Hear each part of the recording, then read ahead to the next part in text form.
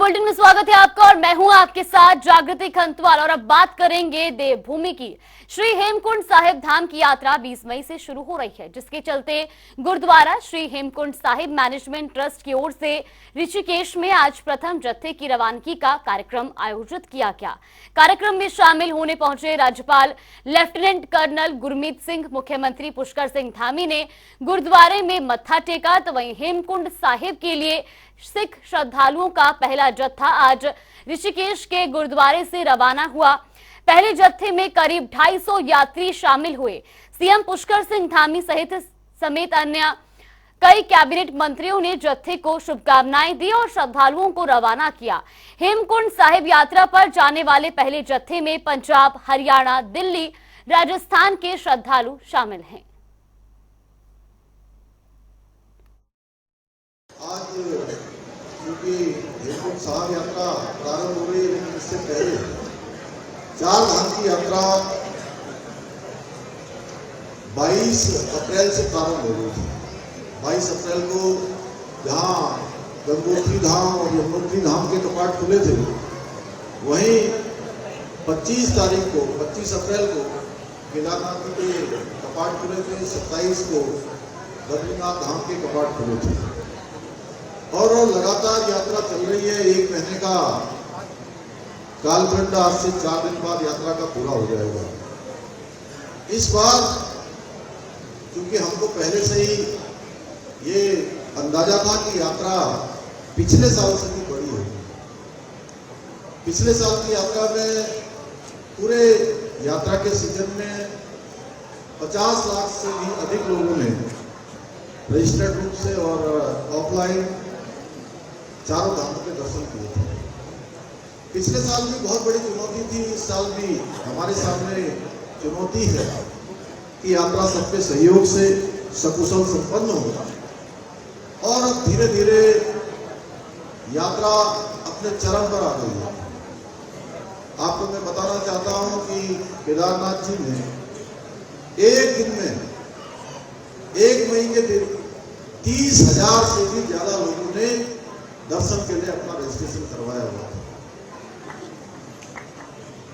ये बड़ी चुनौती थी और जहां पिछले 1 महीने से लगातार बर्फबारी भी हो रही, यात्रा कठिन है, पैदल जाना पड़ता है और बीच बीच में ग्लेशियर भी आ रहे हैं, बर्फबारी भी हो रही है, बरसात भी हो रही है।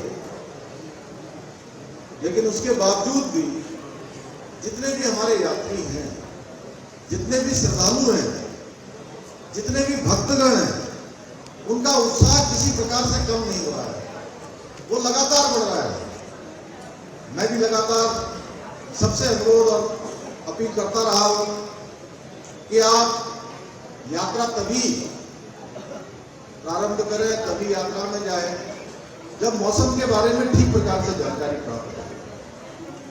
उसके कारण से जहां उनको स्वयं को कई परेशानियों से वो बचा पाएंगे, वही अगर उत्तराखंड आने वाले एक भी तीर्थ यात्री को, चाहे वो बद्रीनाथ जा रहा हो, चाहे केदारनाथ जी जा रहा हो, यमुनोत्री गंगोत्री जा रहा हो, या हेमकुंड साहिब जा रहा हो, या हमारे यहाँ के किसी भी धार्मिक स्थल पर, किसी भी देवस्थान पर जा रहा है, अगर उसको थोड़ी सी भी कोई परेशानी होती है तो ऐसा लगता है कि परेशानी मुख्य सेवक होने के नाते मुझे हुई। वहीं खाद्य मंत्री रेखा आर्य ने खाद्य विभाग के अधिकारियों के साथ विभाग की महत्वपूर्ण विषयों के संबंध में समीक्षा बैठक की। बता दें कि बैठक में खाद्य विभाग के जरिए संचालित योजनाओं की समीक्षा की गई और साथ ही आगामी प्रस्तावित योजनाओं पर भी चर्चा की गई। साथ ही आपको बता दें कि खाद्य मंत्री रेखा आर्य ने बताया कि बैठक में राशन कार्ड धारकों को 50% सब्सिडी पर नमक और चीनी दिए जाने का जो निर्णय लिया गया है और उसकी प्रगति रिपोर्ट के बारे में जाना गया। साथ ही अधिकारियों को ये स्पष्ट दिशा निर्देश दिए गए कि आगामी कैबिनेट बैठक में प्रस्ताव बनाकर इसकी संपूर्ण तैयारी कर ली जाए।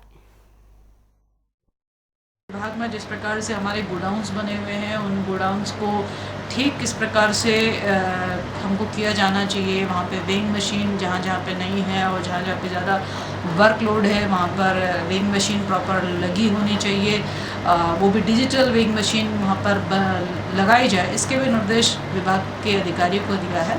और साथ साथ में गोडाउन्स को वेल मेंटेन करने के लिए भी बजट जारी करने के लिए निर्देश दिए हैं।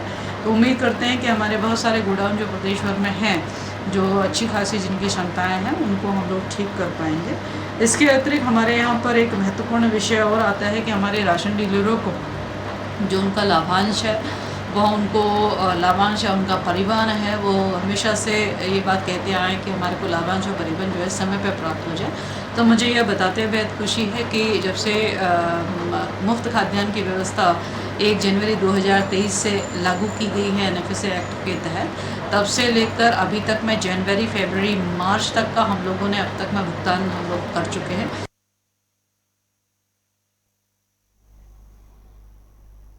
तो वही उत्तरकाशी में आज प्रदेश की कैबिनेट मंत्री रेखा आर्य यमुनोत्री धाम पहुंची, जहां मंत्री रेखा आर्य ने जानकी चट्टी से यमुनोत्री धाम के लिए पैदल यात्रा की। इस दौरान उन्होंने रास्ते में श्रद्धालुओं के साथ बातचीत भी की और उनका हालचाल जाना, और साथ ही कैबिनेट मंत्री ने श्रद्धालुओं से चार धाम यात्रा में उनके अनुभवों को भी सुना।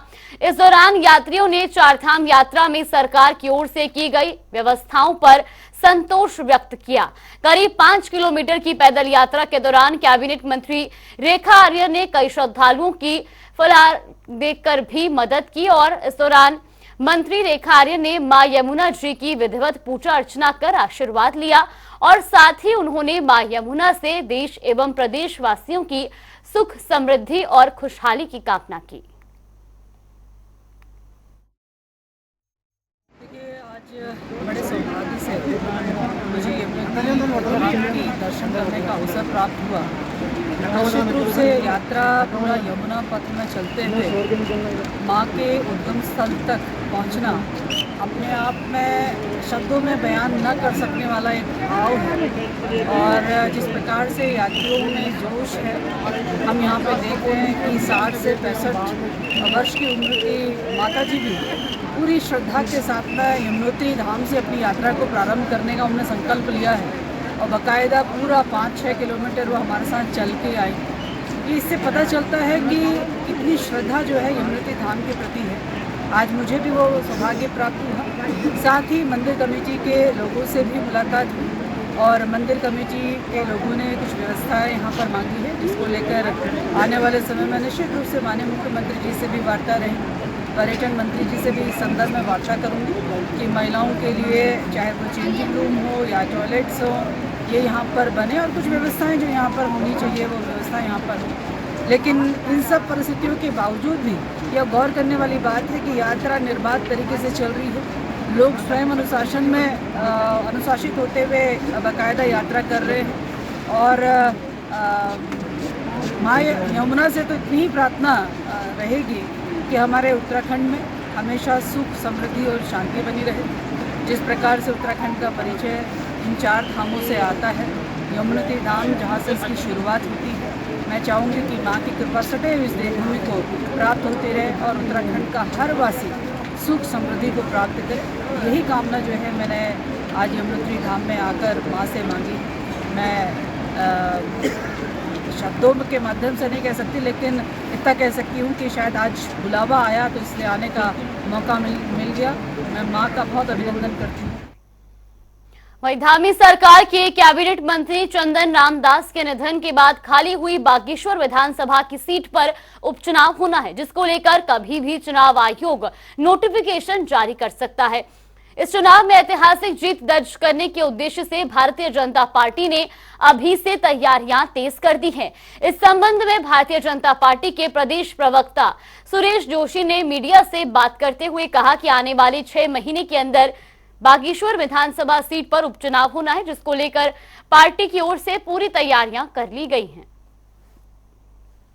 बागेश्वर चुनाव क्योंकि संवैधानिक दृष्टि से 6 माह के अंदर होना है, एक दुर्भाग्यपूर्ण घटना वहाँ पर हुई है। तो जहाँ तक चुनाव की तैयारियों का विषय, भारतीय जनता पार्टी सदैव जो है चुनाव के लिए तैयार रहती है। हम लोग तो कहते हैं कि हम 24/7 की पार्टी हैं, तो इसलिए तैयारी पूरी है। जहाँ तक प्रत्याशी का प्रश्न है, ये संगठन के लोग बैठ करके इसको तय करेंगे। भारतीय जनता पार्टी का पार्लियामेंट्री बोर्ड प्रत्याशी तय करेगा, लेकिन जिसको भी वहाँ पर लड़ाया जाएगा, मैं इतना कह सकता हूँ कि बहुत बड़े बहुमत से वहाँ पर भारतीय जनता पार्टी चुनाव जीतेगी, क्योंकि हम लोगों ने जो वहाँ पर हमारे प्रत्याशी थे जो दुर्घटना में जिनकी मृत्यु हो गई है, तो मुझे ऐसा लगता है कि उन्होंने जो काम वहाँ पर किया है और जिस तरह से उन्होंने पार्टी को इतने लंबे समय से सींचा है, तो उसका एक बहुत बड़ा लाभ पार्टी को मिलेगा और बहुत बड़े बहुमत से हम लोग चुनाव जीतेंगे। वैसी खबर पर ज्यादा जानकारी के लिए हमारे सहयोगी नवीन शुक्ला हमारे साथ जुड़ गए। नवीन, सबसे पहले आपसे जानना चाहेंगे, बागेश्वर उपचुनाव की तारीखों का भी ऐलान नहीं हुआ है, लेकिन बीजेपी अभी से तैयारियों में जुट गई है, क्या पूरी अपडेट मिल रही है? जी जागृति, निश्चित तौर पर बागेश्वर चुनाव को लेकर लगातार तैयारियों का जो दौर है वो जारी है। कैबिनेट मंत्री चंदन रामदास के निधन के बाद ये सीट खाली हुई है, तो कहीं ना कहीं बीजेपी अब इस सीट को लेकर काफी महत्वपूर्ण भूमिका निभाने वाली है।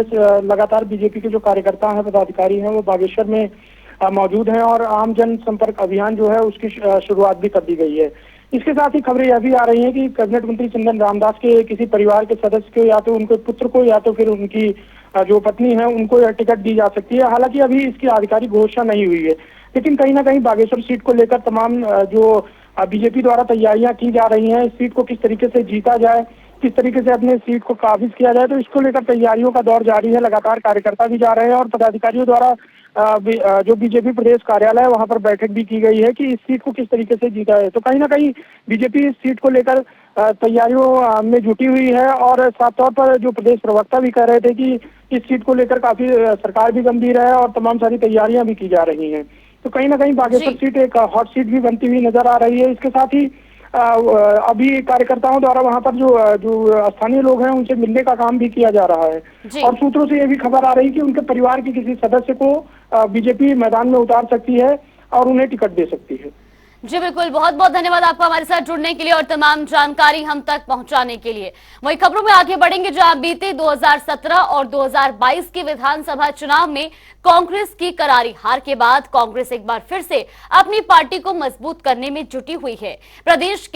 पार्टी के प्रदेश अध्यक्ष संगठन मथुरा दत्त जोशी ने कहा कि हमारी पार्टी लगातार अपने आप को मजबूत करने का काम कर रही है। तो वहीं पूर्व सीएम हरीश रावत के ट्वीट पर मथुरा दत्त जोशी ने बोलते हुए कहा कि हरीश रावत ने कांग्रेस से जुड़िए यात्रा निकालने की बात कही है और निश्चित तौर पर यह स्वागत योग्य है, क्योंकि हरीश रावत पार्टी के वरिष्ठतम नेताओं में से एक हैं और कांग्रेस का पूरा प्रयास होगा कि इस यात्रा में ज्यादा से ज्यादा संख्या में लोग कांग्रेस के साथ जुड़े। तो वही उत्तराखंड में आगामी निकाय चुनाव को लेकर बीजेपी ने तैयारियां तेज कर दी हैं। बता दें कि बीजेपी महानगर के ने चुनाव को लेकर जनसंपर्क अभियान चला रही है और इसके साथ ही महानगर कार्यकारिणी की भी घोषणा हो चुकी है। इसके बारे में महानगर अध्यक्ष युवा मोर्चा देवेंद्र सिंह बिष्ट ने जानकारी देते हुए कहा कि 14 मंडलों के कार्यकर्ताओं की सूची तैयार करने का काम किया जा रहा है और सूची तैयार होने के बाद आने वाले 1-2 दिन में मंडलों के कार्यकर्ताओं की सूची जारी कर दी जाएगी। जनता युवा मोर्चा काफी काम कर रहा है और इस समय आप जानते हैं कि चुनावी वर्ष है, तो अपने आगे नगर निगम के चुनाव, लोकसभा के चुनाव हैं, तो उसके तहत ही युवा मोर्चा बहुत कार्य कर रहा है और अभी हमारी महानगर की टीम बन चुकी है और अभी मंडलों के जितने अपने 14 मंडल हैं उनको बनाने की तैयारी बिल्कुल पूरी कर चुका है युवा मोर्चा और 1-2 दिन में उनकी भी घोषणा हो जाएगी। और जो हमारे साथी अभी महानगर की टीम में नहीं आ पाए थे सूची में और जो काम कर रहे हैं उनमें उन सूची में उनको लिया जाएगा।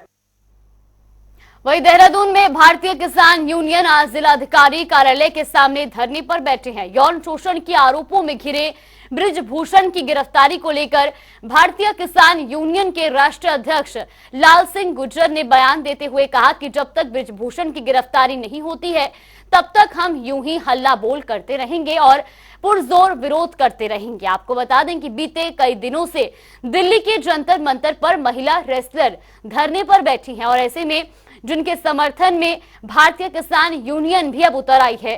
बृजभूषण पर यौन शोषण के आरोपों के चलते ये विरोध पूरे प्रदेश में उठने लगा है और इससे ये मामला अब तूल पकड़ने लगा है।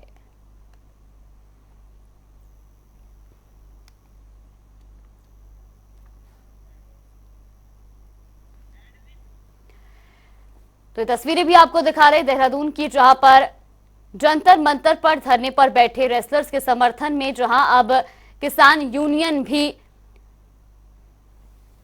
समर्थन में उतर आई है, तो वहीं आपको